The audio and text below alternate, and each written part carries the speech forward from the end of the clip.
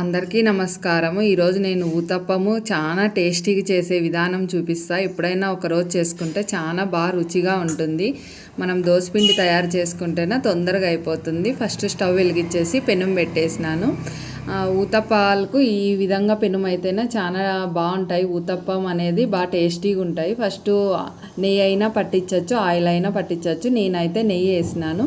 తర్వాత దోసపిండి వేసేసేసి కొంచెం అలా గరిటెతో అలా తిప్పేసేసి కొంచెం క్యారెట్ ఆనియన్స్ కట్ చేసేసిన, కొంచెం కొత్తిమీర కానీ వేయచ్చు. ఇప్పుడు నేను వేసిన పౌడర్ వచ్చేసి శనగబ్యాళ్ళు, ఉద్దిబ్యాళ్ళు, జీలకర్ర, ఎండుమిర్చి, కరివేపాకు, ధనియాలు, కొంచెం ఉప్పు, కొంచెం ఇంగువ అన్నీ వేయించేసి నువ్వులు కానీ వేయించేసి పౌడర్ చేసుకున్న. ప్రతి ఒక్కటి వేయించుకొని పౌడర్ చేసుకొని ఈ విధంగా ఊతప్పం పైన వేసుకున్నామనుకో భలే టేస్టీగా ఉంటుంది. పిల్లలు కానీ పెద్దలు కానీ ఎంతో రుచిగా ఉంటాయి. ఈ ఊతప్పము చాలా టేస్టీగా ఉంటాయి. ఈ విధంగా చేసుకొని అటు సైడు ఇటు సైడు తిప్పుకునేది. కొంచెం కొత్తిమీర కానీ వేసుకోండి, నేను కొత్తిమీర వేయలేదు.